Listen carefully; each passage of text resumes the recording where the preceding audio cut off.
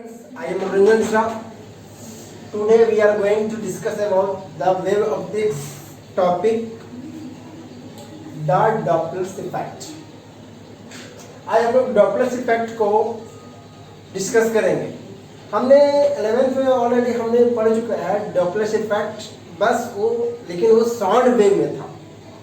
आज जो हम लोग डिस्कस करेंगे डॉपलर इफेक्ट को वेव ऑप्टिक्स में लाइट का जो नेचर होता है उसमें हम लोग देखना चाहेंगे कि आखिर डॉपलर इफेक्ट क्या बताता है। तो हम लोग जो क्लास 11 का जो कंसेप्ट है लगभग कंसेप्ट हमारा वही है, लेकिन इसमें हम जो कंसेप्ट लेते हैं वो हमारा लाइट वेव का टर्म में हम लोग देखेंगे। अगर हम लोग डॉपलर से पहले हम लोग 11th क्लास को थोड़ा सा हम लोग रिवीजन कर लेते हैं कि वो था क्या। कह रहे हैं कि अगर आप कोई एक जगह पर रुके हुए हैं, अगर सामने से अगर आपके तरफ एक गाड़ी आ रही है, अगर उसमें म्यूजिक बज रहा है, म्यूजिक में हो सकता है उसका हॉर्न में भी हो सकता है, या फिर कोई सॉन्ग प्ले हो रहा है, तो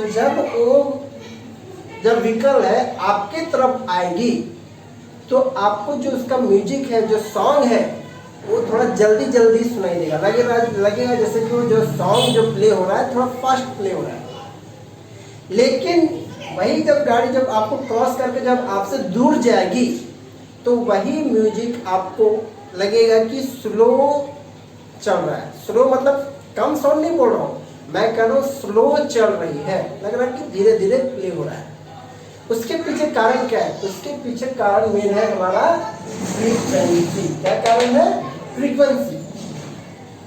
हम लोग इसको इस तरह समझ सकते हैं कि जैसे कि एक हमारा यहाँ पर सोर्स है, यहाँ पर ऑब्जर्वर है, ठीक है, यहाँ पर सोर्स ऑफ साउंड है, सोर्स ऑफ साउंड है। अगर ए मूव कर रहा है, ए मूव कर रहा, सोर्स ऑफ साउंड मूव कर रहा ऑब्जर्वर की ओर, अगर एक फ्रीक्वेंसी यहाँ से जो फ्रीक्वेंसी रिलीज हो रहा है तो हमारा जो फ्रीक्वेंसी जो है अगर एक सेकेंड में वन सेकेंड अगर 5 हमारा अगर वेवलेंथ अगर हमारा निकल रहा है, एक बार में अगर 5 लूप अगर हमारे एक सेकेंड में 5 लूप निकल रहा है, लेकिन अगर ये इधर मूव करेगा ऑब्जर्वर की तरफ जब जाएगा तो हमारा क्या होता है 5 से ज्यादा यहाँ पर फ्रीक्वेंसी ये ऑब्जर्व करेगा।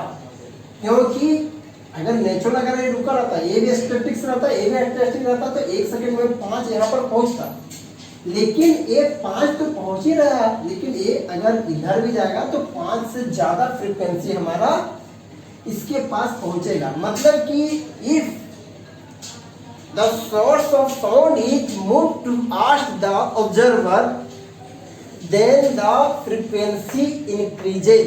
फ्रीक्वेंसी क्या होगा मेरा? इंक्रीज करेगा। और जब हमारा source of sound go away from the observer, then the frequency will be decreases.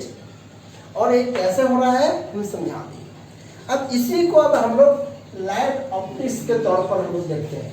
पहले हम लोग डॉपलर इफेक्ट का डिफिनेशन हम लोग देखते हैं, फिर इसको हम लोग लाइट ऑप्टिक्स के फॉर्म में हम लोग देखेंगे कि क्या होता है। पहले हम लोग डिफिनेशन देखते हैं कि डॉपलर इफेक्ट कहते हैं क्या। बोल रहा है कि when the source moves, source of light, यहाँ पर सोर्स का मतलब सोर्स ऑफ लाइट है क्योंकि हम वेव ऑप्टिक्स में डील कर रहे हैं। When the source moves away, away मतलब जब दूर जा रहा है, सोर्स ऑब्जर्वर से दूर जा रहा है, ऑब्जर्वर यहाँ स्टैटिक्स है। When source move away from the observer, frequency as measured, जब हम लोग उसको मेजर करेंगे, frequency measured by the sound will be smaller.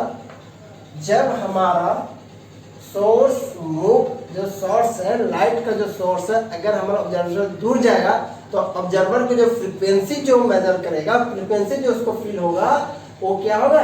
Decrease करेगा, स्मॉलर मतलब कम होते जाएगा।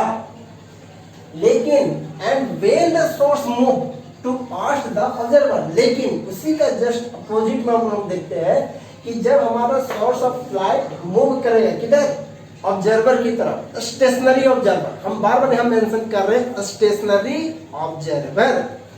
स्टेशनरी ऑब्जर्वर की तरफ अगर हमारा जाएगा तो फ्रीक्वेंसी मेजर करेंगे तो क्या होगा, सोर्स विल बी ग्रेटर, जो फ्रीक्वेंसी क्या होगा हमारा ग्रेटर वो फील करेगा। लेकिन वेवलेंथ क्या होगा, वेवलेंथ डिक्रीजेज। यहाँ पर वेवलेंथ हम नहीं लिख पाए हैं, स्मॉलर फ्रीक्वेंसी स्मॉलर, लेकिन वेवलेंथ इंक्रीज करेगा। वेवलेंथ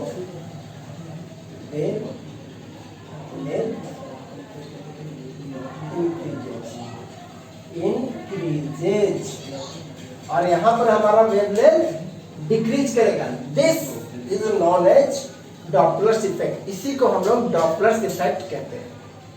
इसको हम लोग डायग्राम से समझ सकते हैं। हमारा ऑब्जर्वर यहाँ पर है, यहाँ पर हमारा ऑब्जर्वर है। Observer and source both are stationary. First case क्या है कि यहाँ ऑब्जर्वर O है, यहाँ सोर्स है, एस सोर्स है।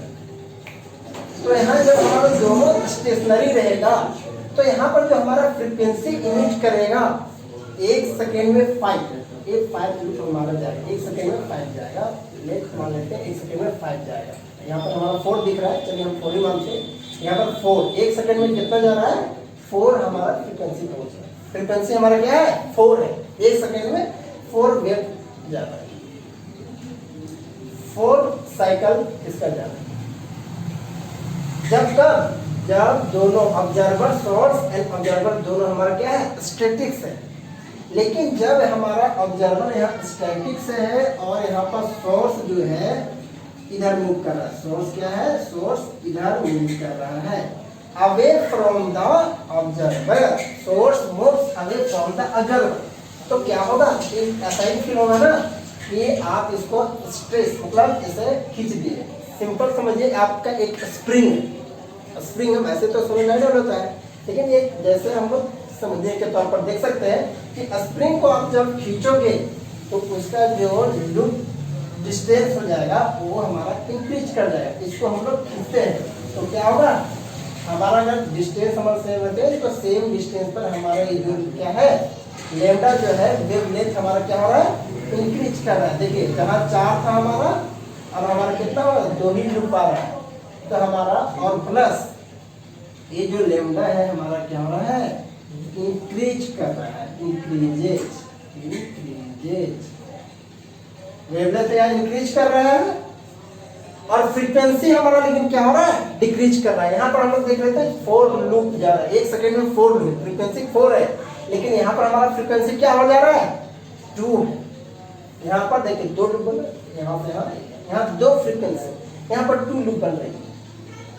जब हमारा सोर्स हमारा मूव करेगा, दूर जाएगा, कहाँ से, ऑब्जर्वर से, ठीक है। फ्रीक्वेंसी लैम्डा इंक्रीजेस, फ्रीक्वेंसी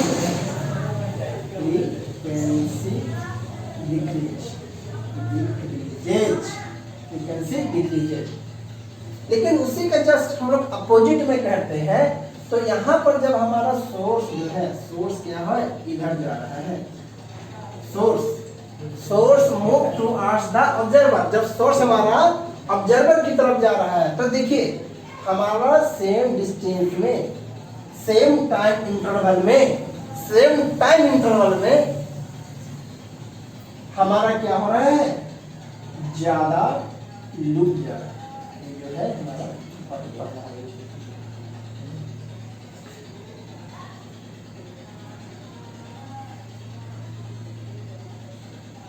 हमारा बढ़ गया, यहाँ 7 लूप दिखा दे रहे, हमारा लूप क्या हो गया, फ्रीक्वेंसी बढ़ गया। यहाँ पर हमारा फ्रीक्वेंसी 4 था, यहाँ फ्रीक्वेंसी हमारा 2 हो गया, यहाँ फ्रीक्वेंसी हमारा 7 हो गया।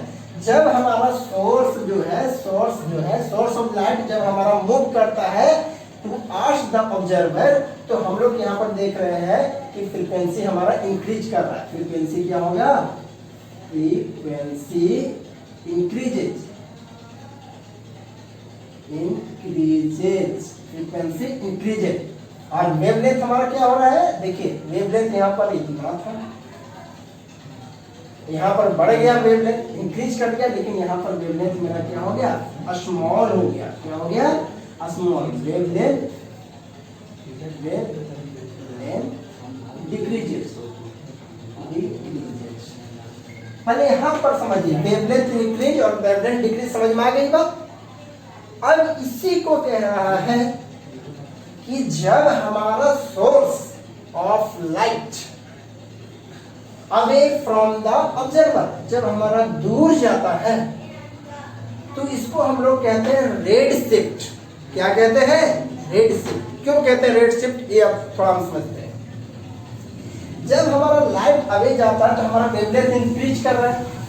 वेवलेंथ इंक्रीज करना, इसका मतलब कि जब हम लोग लाइट के बारे में देखते हैं तो जो हमारा लाइट जो 7 कलर का लाइट है उसमें से सबसे ज्यादा फ्रीक्वेंसी किस लाइट की होती है?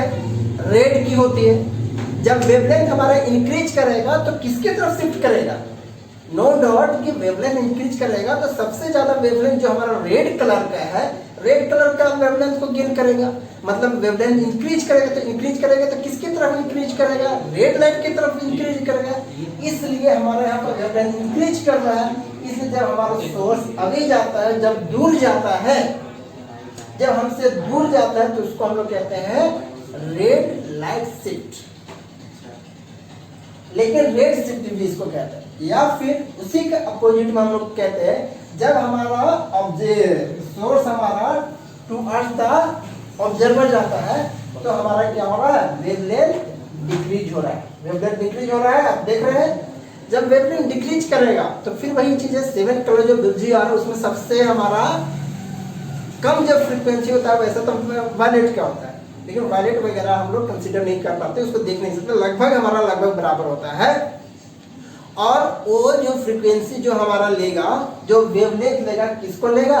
ब्लू कलर का। कैसा लेगा? ब्लू कलर का। और जब फ्रीक्वेंसी हम लोग जानते हैं ब्लू कलर का फ्रीक्वेंसी कम है और यहाँ पर हमारा फ्रीक्वेंसी क्या हो रहा है? डिक्रीज हो रहा है। तो डिक्रीज हो रहा है तो किधर डिक्रीज हो रहा है? तो ब्लू कलर तरफ डिक्रीज हो रहा है, इसलिए इसको हम लोग ब्लू शिफ्ट भी कहते हैं। तो इसमें समझ में आ रही बात? यही है हमारा रेड शिफ्ट और यही है हमारा ब्लू शिफ्ट। अब यही जो हम लोग समझे, अब इसमें हम इसको फॉर्मूलेट जनरेट करते हैं। तो हम लोग देख रहे हैं कि फ्रैक्शनल चेंज, इसको हम लोग लिख सकते हैं fractional change in frequency is equal to the radial divided by c। ये न्यू लिखा हुआ है। न्यू मतलब ये frequency, this is change in fractional change in frequency equal to v radial divided by c। Here c speed of light. Vacuum use करता है, air भी use करता है, दोनों ले सकते हैं। वैक्यूम और एयर में लगभग दोनों हो सकता है, इसलिए दोनों लिख सकते हैं। क्या वैक्यूम में लिख सकते हैं? Vacuum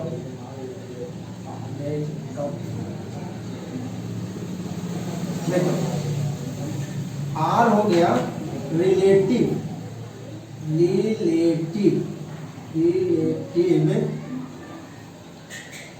component of a speed of observer, sorry, source with respect to observer। ठीक है। रिलेटिव कंपोनेंट हम लोग तो रेडियल के यहाँ मतलब समझिए, रेडियल यहाँ पर रेडियल का मतलब हम लोग समझेंगे कि रेडियल का मतलब यहाँ पर क्लियर हो रहा है कि जैसे कि हम लोग कोई भी तरह का कहीं पर भी हो, लेकिन हम उस कंपोनेंट को लेंगे जहां हमारा ऑब्जर्वर जिधर उसके तरफ हमारा सारा कंपोनेंट को तोड़ के देंगे। उस तरफ का जो कंपोनेंट का जो वेलोसिटी का जो कंपोनेंट होगा, जैसे कि सपोज कर सकते हो कि हमारा कोई जो सोर्स है, कोई जरूरी नहीं कि एक ही डायरेक्शन में हो, 3 डायमेंशन में हो, तो उसका कंपोनेंट हमारा ऑब्जर्वर जिधर उसके तरफ जो कंपोनेंट तोड़ के लेते हैं, इसीलिए हमको ये रेडियल लिखा जाता है। वो कंपोनेंट को हम लोग लेंगे, स्पीड का वो कंपोनेंट लेंगे, वो कंपोनेंट लेंगे, इसलिए हमारा रेडियल लिखा हुआ है। तो ये हमारा हो गया fractional change in frequency radial divided bye. और हम लोग एक चीज ये भी जानते हैं कि जो हमारा सी होता है, सी क्या लिखते हैं, लैम्डा इंटू। अब यहाँ पर नोटिस करने वाली बात है कि जो इसको हम लोग लिख सकते हैं लैम्डा और स्पीड ऑफ लाइट से हम लोग जब इसको रिलेट करेंगे तो यहाँ पर हम लोग ऐसे भी लिख सकते हैं,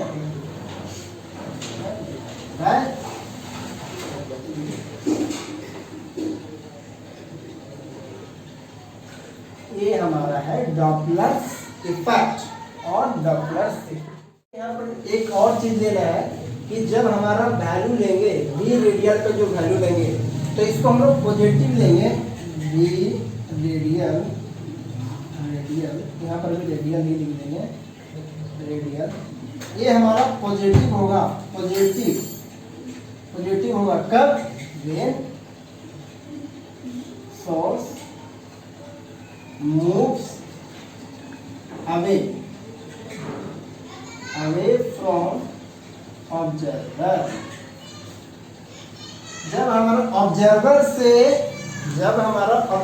से सोर्स मूव अवे जाएगा, दूर जाएगा, तो हमारा रेडियल वेलोसिटी को हम लोग क्या लेंगे, पॉजिटिव लेंगे, और जब हमारा सामने आएगा तो नेगेटिव लेंगे। यही है हमारा डॉपलर्स इफेक्ट का यूज हम लोग कहाँ पर करते हैं।